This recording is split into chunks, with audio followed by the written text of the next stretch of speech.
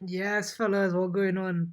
So, the Miami Heat steal. Well, I can't even say steal game one. The Miami Heat take game one in relatively dominant fashion off Jimmy Butler's 41 points, and they go up 1-0 in the Eastern Conference Finals. Brandon, well, talking about this game a little bit.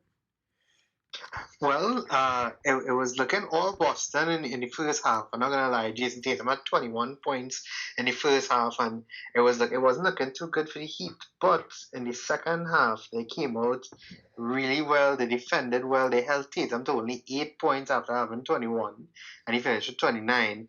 And then it's really hard to look past Jimmy having 41 points, 9 rebounds, 5 assists, 4 steals, and 3 blocks.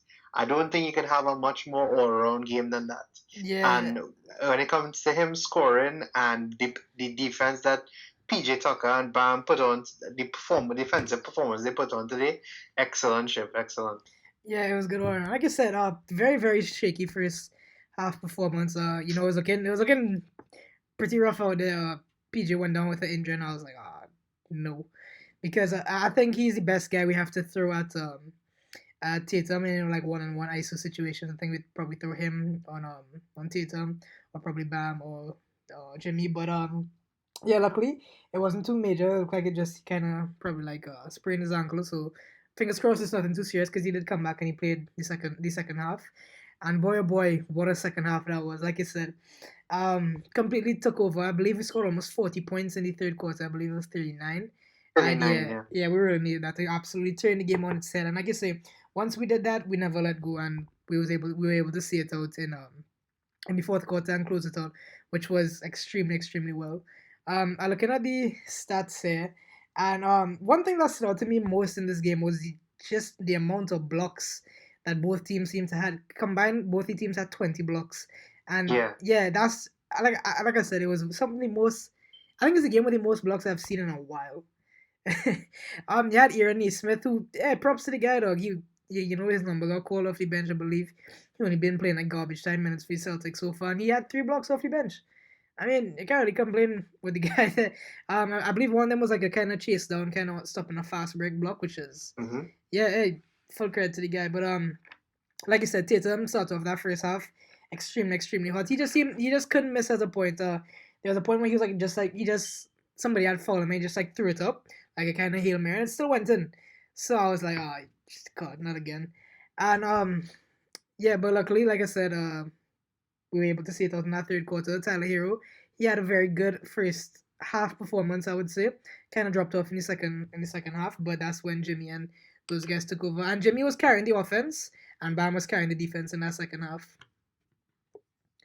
Yeah, I definitely agree with you. And I thought it was good that Vincent also had he had a decent game. Struess wasn't that great, but he did come up with some good timely shots Yeah, in the at the second end, half. it's not about how much, And it's when. mhm. Oh, you know, that's what I said. It's not about how much points you score; it's about when you get them, and you got Yeah, them yeah, coming down the definitely. stretch. And when you look at the box score for the Celtics, only Williams was positive when it comes to plus minus. That's Rob Williams. So yeah, and I couldn't. I mean, I really didn't expect the Celtics to crumble like that in the third quarter because they I don't know if the Heat came out with a lot more intensity or what it was, but the Celtics just did not look prepared for the third quarter, and the Heat just blew past them. Yeah, I'm going back to Rob Williams. If I had to give an MVP for each team for this game, I think Robert Williams would get my vote for Boston MVP in this game because he was a big reason why they started off very Mhm. hot. I believe he had like 8 points in the first 8 minutes, and he was coming up big on the defense and on the offense as well, grabbing those offensive rebounds.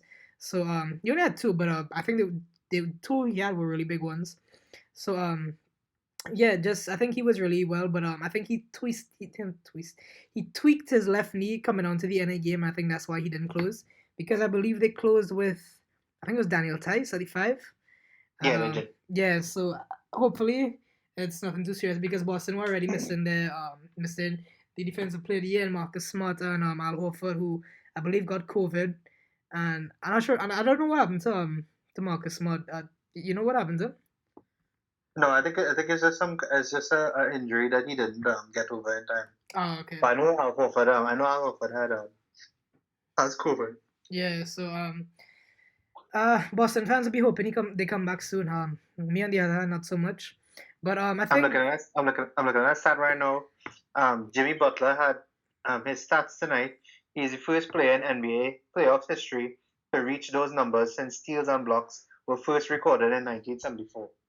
So I mean, that's really a mad. historic game. But when you watch the game, you can actually tell that he was having one of those. I actually thought that he was magnificent. Shiv. Like some people, I've seen a lot of talk about today about who is the best player left in the playoffs, and Jimmy is definitely up there. He's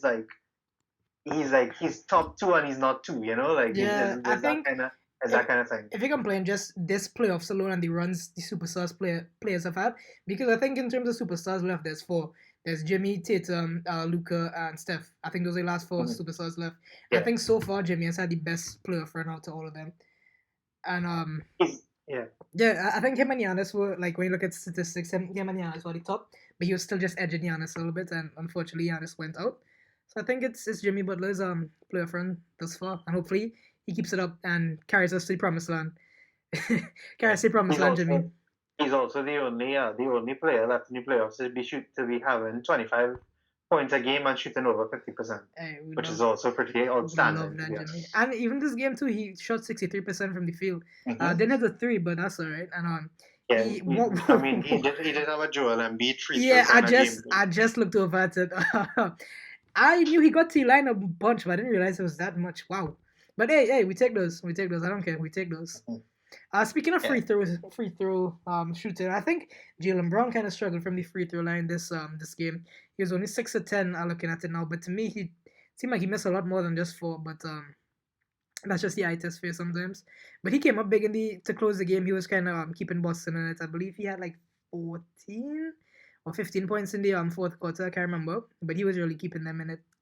Coming on to the end of the game. He had a lot of points in the fourth quarter. Like that's where he did most of his scoring. Yeah, and looking at plus minus, the playoffs leader in plus minus finished with a negative plus minus for the first time I believe in the playoffs, and that's Max Strus. Going back to him, we mentioned him earlier, but yeah, like I said, couldn't be happier with the result, and I don't really have anything else to say. You have anything else you want to add in? I just can't wait for the Celtics to get back Marcus Smart and Al Horford just to see how much of a change it would really have on the series. Yeah. That's really the only thing I have to say. I think totally deserved for Miami. I expect them to take the next game as well, if I'm being honest. I hope you take the next 3 as well.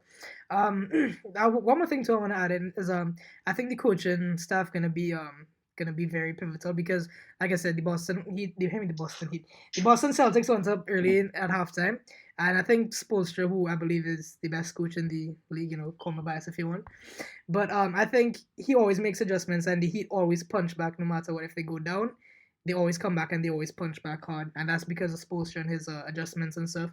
And you look at he does some crazy things, but they always work. Again, going back to Duncan Robinson, I don't know what happened to him, what on earth went down, but the first game of the playoffs, if all he could cast all the mind back all the way there, he had like 25 points, hit like 7 threes. I think it was the most efficient the most efficient scoring night in playoffs history. And since that series against Atlanta, he hasn't played at all. I think he's played like 5 minutes total against the 76ers, and he didn't even play today. So yeah, Spoelstra makes his adjustments. He knows what he's doing, and I'm grateful he's our coach. Yeah, him versus Ime Udoka is going to be very interesting as well. It's not just the players on the field, but the coaches as well. 2 of the best in the league as well. So yeah, that's a big matchup to look out for too for the rest of the season. And well, I believe we can kind of close it out there. Tomorrow we have your boys in action, the Mavericks, who are going to be rooting for, and hopefully Luka does some of his magic again, and he's able to beat the Warriors. But we have to hope. Yeah, we have to hope. But yeah, guys, like I said, be sure to catch us back here this is going up Wednesday. So be sure to look out for the video going up Thursday. Recapping the game between the Warriors and the Mavericks. And yeah, guys, that's been it. Heat in 5, Heat in 4. What we say? Heat in 7. You're gonna do me that, dog. You know how stressed I'm gonna be for that game 7. unless you come out like the Mavericks against the Suns, I'm gonna be stressed for that game 7. So that's why I say Heat in 4, maybe 5. Nah. Heat in 7. Heat in 4. For my heart's sake, But if you're gonna do me, I'm gonna do no. But I can't even say that because look at the Mavericks in 7 last time. But Exactly. yeah, Heat in 4. That's my prediction. Or Heat in 5. I'll take either one. But yeah, guys, that's been it from me and Brandon. Quick little video. Catch you guys later or tomorrow. Later, guys. Later, guys.